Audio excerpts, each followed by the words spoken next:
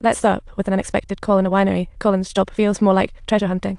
Colin sensed his chat partner was extraordinary. Days passed, making him feel like he was in blissful retirement. Macaulay grew fond of this town, weather perfect, people welcoming, ready for retirement vibes. But one day, Macaulay found the town's lump as a Mafia collected IQ tax outside the fish shop.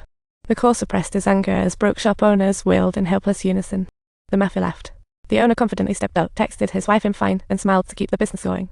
Macaulay still threatened, reminding the boss about next week's protection money. Despite no cash, they felt accomplished. They hopped on their bikes and rode off into the sunset. The townsfolk trembled in fear, but not Macaulay. He had put these troublemakers on his death wish list.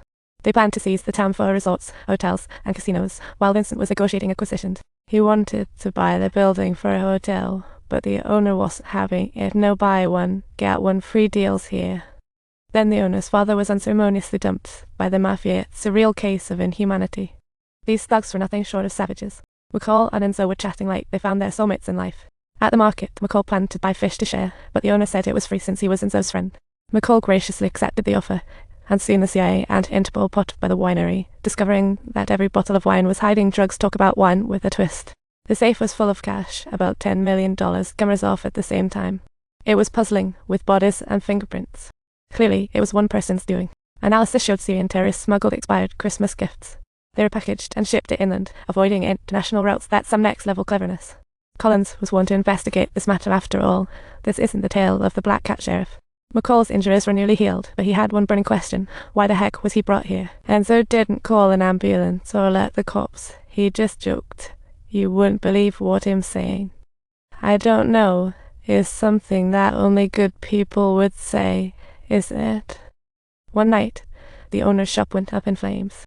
It had to be arson, the manager thought. It was the couple's entire life's work, built up from scratch. Macaulay recognized these thugs were behind it, so he turned to help the owner tidy up. One day, while sipping tea, Macaulay was interrupted by Collins. If you want a better picture, I can turn it around for you. Collins suddenly thought this old man could be the key to taking down the Mafia at the winery. Collins was further convinced he wasn't just a friendly neighbor. Geo accessed the surveillance prior to the fire, spotting a suspicious black van. Suddenly, just like my sister mentioned, Gio realized his daughter went missing from school. He returned home, only to be scooped up by Marco. What a terrible noon. Fast forward 3 weeks, Marco was chased out of the restaurant like a dog. As a Mafia, he could never end it. After leaving, he ordered his men to drive. To save face, he had to solve the Macaulay problem quickly, when suddenly his car came barreling in, hitting a goon and sending the driver to the great beyond as well. Macaulay held a bottle of wine while Marco hurriedly pulled out a knife, and Macaulay easily chuckled. Don't be so dramatic. Macaulay swiftly dealt with Marco. This is what happens when you bully the townsfolk. Rubbish like Trump wouldn't rely on luck, as the cops arrived to find drugs in the car. Talk about a guy having the worst luck. Right now, the whole town knew who had taken out Marco and his gang. Collins received a call of panic. There had been an explosion at the train station, full-on terror attack. And the funding for this terror attack was none other than the narco-traffickants. Collins used this info to notify his boss. Discovering drugs in Sicily indicates Mafia's seizure plan. Bruceport was their passage. Some drug traffickers' arrogance suggested a safety net. The police chief was questioned. The chief reviewed the list, picking who to question. Some individuals were off limits, even for the CIA. That was Collins' real target. The team discovered a hideout and fired their guns without mercy. The undercover agents quickly gave up. The chief rushed to the lair of the Camorra, and the atmosphere was tense, as Vincent was busy organizing his brother's funeral. Vincent was drowning in sorrow, and the chief reminded him, the CIA on their way. The fallen must obey, no trace here, as a clever dame nears Camorra's uncovering. The chief blabbered on, but Vincent ignored it all. His brother's cause of death remains unknown.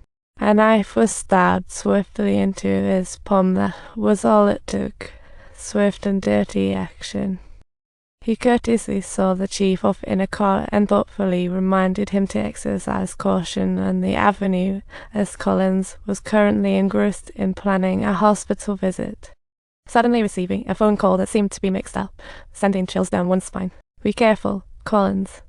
And don't forget to subscribe to my channel, or you'll miss out on all the thrilling tales.